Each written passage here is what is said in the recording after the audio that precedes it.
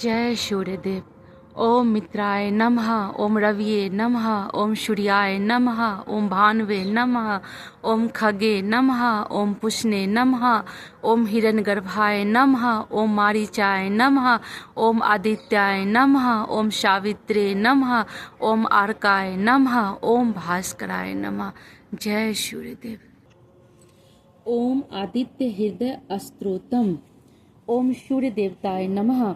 भगवान श्री राम युद्ध से थककर चिंता करते हुए युद्ध भूमि में खड़े थे। इतने में ही लंकाधिपति रावण भी युद्ध के लिए उनके सामने उपस्थित हो गया। यह देखकर ऋषि अगस्त्य मुनि, जो देवताओं के साथ युद्ध देखने आए थे, प्रभु श्री राम के पास जाकर बोले, सबके हृदय में रवन करने वाले महाबाहु राम, यह सनातन गोपनीय स्तोत्र सुनो। वत्स, जिसके जप से तुम युद्ध में अपने समस्त शत्रुओं पर विजय प्राप्त कर लोगे।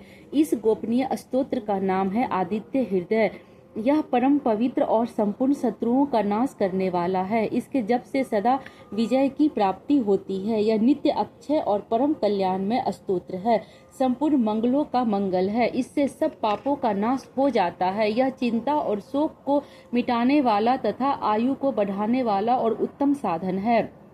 भगवान सूर्य अपनी अनंत किरणों से सुशोभित है। ये नित्य उदय होने वाले देवता और असुरों से नमस्कृत विवस्वान नाम से प्रसिद्ध तथा प्रभा का विस्तार करने वाले और संसार के स्वामी हैं। तुम इनका रश्मि मते नमः, समुद्रयते नमः, देवासुर नमस्कृताय नमः, विवस्वते नमः, भास्कराय नमः, भुवनेश्वराय नमः, इन नाम मंत्रों के द्वारा पूजन करो। हे राम, समस्त देवता इन्हीं के स्वरूप हैं। ये तेज की राशि तथा अपनी किरणों से जगत की सत्ता एवं स्फूर्ति प्रदान करने वाले हैं। ये ही अपनी रश्मियां का प्रसार करके देवता और असुरों सहित संपूर्ण लोकों का पालन करने वाले हैं। ये ही ब्रह्मा, विष्णु, शिव, स्कंद, प्रजापति, इंद्र, कुबेर, काल, यम, चंद्रमा, वरुण, पितर, वसु, साध्य, अश्वनी कुमार, मरुदगण, मनु, वायु, अग्नि, प्रजा, प्राण, ऋतुओं को प्रकट करने वाले तथा प्रभा के पुंज हैं।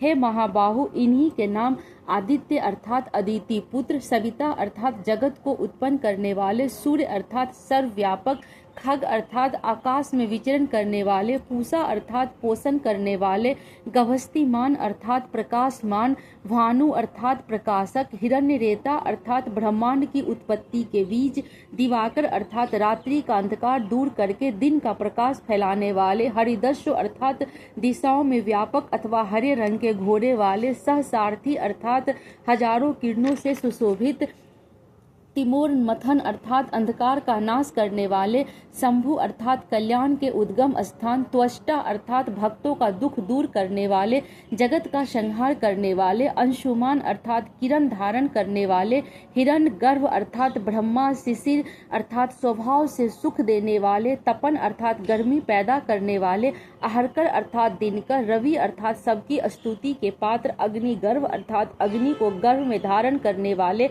अदिति पुत्र, शंख अर्थात आनंद स्वरूप एवं व्यापक, शिशिरनाशन अर्थात शीत का नाश करने वाले, व्योमनाथ अर्थात आकाश के स्वामी, तमोभेदी अर्थात अंधकार को नष्ट करने वाले, ऋग, यजु और साम वेद के पारगामी, धनी वृष्टि अर्थात धनी वृष्टि के कारण, अपाम मित्र अर्थात जल को उत्पन्न करने वाले, विंध्य प्लवंगम अर्थात आकाश में तीव्र वेग से चलने वाले, आतपी अर्थात घाम उत्पन्न करने वाले, मंडली अर्थात किरण समूह को धारण करने वाले, मृत्यु अर्थात मौत के कारण, पिंगल अर्थात भूरे रंग वाले, सर्वतापन अर्थात सबको ताप देने वाले, कवि अर्थात त्रिकालदर्शी, विश्व अर्थात सर्वस्वरूप, महातेजस्वी, रक्त अर्थात लाल रंग वाले, सर्वोद्भव अर्थात सबकी उत्पत्ति के कारण, नक्षत्र ग्रह और तारों के स्वामी, विश्व भावन अर्थात जगत की रक्षा करने वाले, तेजस्वियों में भी अति तेजस्वी तथा द्वादशात्मा अर्थात 12 स्वरूपों में अभिव्यक्त हैं।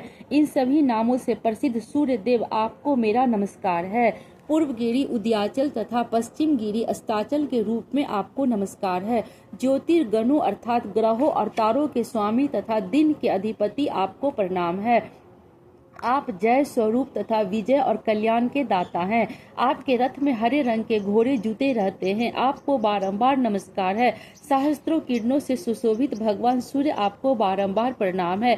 आप अदिति के पुत्र होने के कारण आदित्य नाम से प्रसिद्ध है। आपको नमस्कार है। उग्र वीर और सारंग सूर्य देव आपको नमस्कार है। कमलों को अपना तेज देकर विकसित करने वाले मार्तंड आपको नमस्कार है।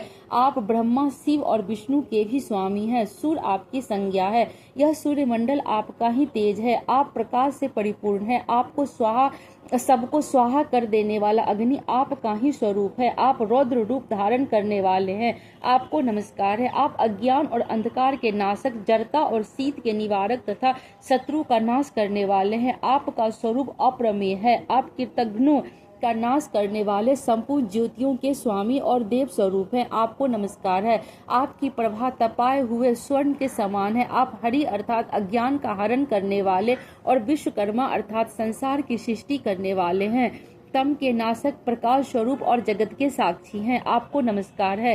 हे रघुनंदन, ये भगवान सूर्य ही संपूर्ण भूतों का संहार, सृष्टि और पालन करते हैं। ये ही अपनी किरणों से गर्मी पहुंचाते हैं और वर्षा करते हैं। ये ही सब भूतों में अंतर्यामी रूप से स्थित होकर उनके सो जाने पर भी जागते रहते हैं। ये ही अग्निहोत्र तथा अग्निहोत्री पुरुषों को मिलने वाले फल है। यज्ञ में भाग ग्रहण करने वाले देवता, यज्ञ और यज्ञों के फल भी यही हैं। संपूर्ण लोकों में जितनी क्रियाएं होती है उन सब का फल देने में यही पूर्ण समर्थ हैं। हे राघव, विपत्ति में, कष्ट में, दुर्गम मार्ग में तथा और किसी भय के अवसर पर जो कोई पुरुष इन सूर्य देव का कीर्तन करता है उसे दुख नहीं भोगना पड़ता। इसीलिए तुम एकाग्रचित होकर इन देवादिदेव जगदीश्वर भगवान सूर्य की पूजा करो। इस आदित्य हृदय स्तोत्र का 3 बार जप करके तुम युद्ध में विजय पाओगे। हे महाबाहो, तुम इसी क्षण रावण का वध कर सकोगे। यह कहकर अगस्त जी जैसे आए थे उसी प्रकार चले गए। उनका उपदेश सुनकर परम तेजस्वी श्री रामचंद्र जी का शोक दूर हो गया। उन्होंने प्रसन्न होकर शुद्ध चित्त से श्री आदित्य हृदय को धारण किया और 3 बार आचमन करके शुद्ध होकर भगवान सूर्य की ओर देखते हुए 3 बार इस स्तोत्र का जप किया। इससे उन्हें बड़ा हर्ष हुआ। फिर परम पराक्रमी रघुनाथ जी ने धनुष उठाकर रावण की ओर देखा और उत्साह पूर्वक विजय पाने के लिए वे आगे बढ़े। उन्होंने पूरा प्रयत्न करके रावण के वध का निश्चय किया। उस समय देवताओं के मध्य में खड़े हुए भगवान सूर्य ने प्रसन्न होकर श्री रामचंद्र जी की ओर देखा और निशाच राज रावण के विनाश का समय निकट जानकर हर्षपूर्वक कहा, हे रघुनंदन, आप शीघ्र करो और इस राक्षस राज रावण का अंत करके पृथ्वी को पाप से मुक्त करो। श्री आदित्य हृदय स्तोत्र संपूर्ण। भगवान श्री रामचंद्र की जय। भगवान सूर्य देव की जय।